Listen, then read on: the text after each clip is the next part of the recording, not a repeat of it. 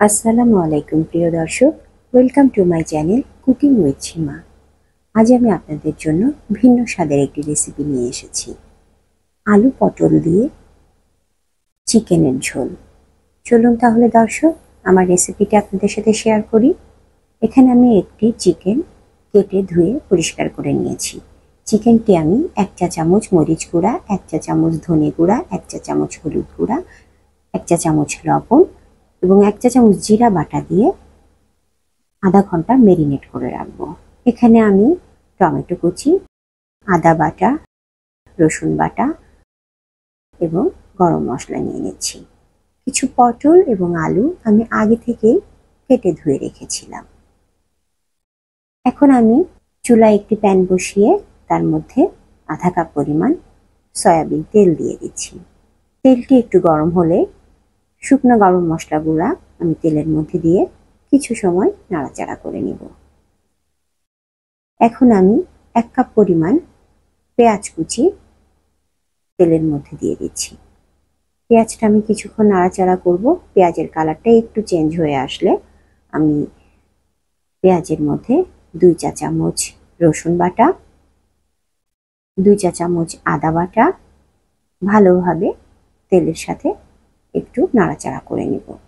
কাঁচা গন্ধটা চলে যাওয়া পর্যন্ত আমি মশলাটা নাড়তে থাকবো। এখন আমি কেটে রাখা সেই টমেটো কুচিগুলা মশলার মধ্যে দিয়ে দিচ্ছি। কিছুক্ষণ নাড়াচাড়া করার পরে সামান্য পরিমাণ হলুদ এবং মরিচের গুঁড়া আমি মশলায় দিয়ে দিব। খুব বেশি দিব না, কারণ আমি চিকেনটা আগে থেকেই হলুদ, মরিচ এবং কিছু মশলা দিয়ে মেরিনেট করে রেখেছিলাম। মশলাটা একটু ভালোভাবে কষিয়ে নিব। কিছুক্ষণ কষানো হয়ে গেলে আগে থেকে মেরিনেট করে রাখা সেই চিকেনটা আমি মশলার মধ্যে দিয়ে দিচ্ছি। মশলার সাথে চিকেনটা আমি খুব ভালোভাবে মিশিয়ে নিব। এখন আমি কোনো পানি দেব না। পানি দিলে মশলার মধ্যে মশলাগুলো চিকেনের মধ্যে ভালোভাবে ঢুকবে না। চিকেন থেকে কিছুটা পানি বের হয়েছে, সেই পানির মধ্যেই আমি চিকেনগুলা ভালোভাবে নাড়াচাড়া করে একটু ভুনে নিচ্ছি। চিকেন থেকে বের হওয়া পানিটা টেনে গিয়েছে।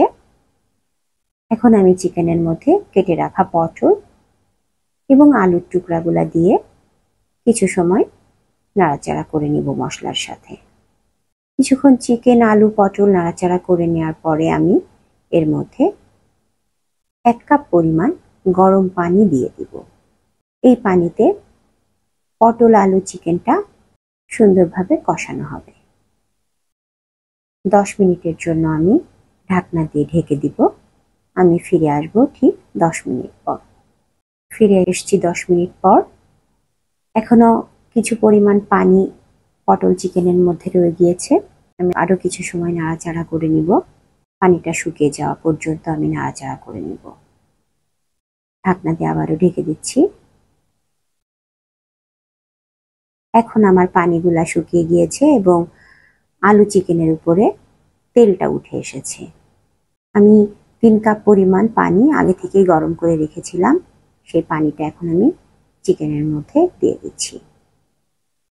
একটু নেড়ে চেড়ে আমি ঢাকনা দিয়ে ঢেকে দিব 15 মিনিটের জন্য। 15 মিনিট হয়ে গেছে। আমার চিকেনটাতে এখনো কিছুটা পানি রয়ে গেছে।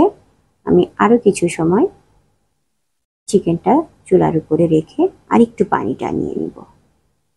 আবারও ঢেকে দিচ্ছি। দেখুন দর্শক, আমার পানিটা প্রায় শুকিয়ে এসেছে। এখন আমি 1 চা চামচ পরিমাণ ভাজা জিরার গুঁড়া দিয়ে 2 মিনিট চুলার উপরে চিকেনটা রাখবো। আমার চিকেন রান্নাটা শেষ। এখন আমি চুলাটা অফ করে দিচ্ছি। এখন পরিবেশন করে নিব। পরিবেশন করে নিলাম আমার আজকের চিকেন পটল আলুর রেসিপি।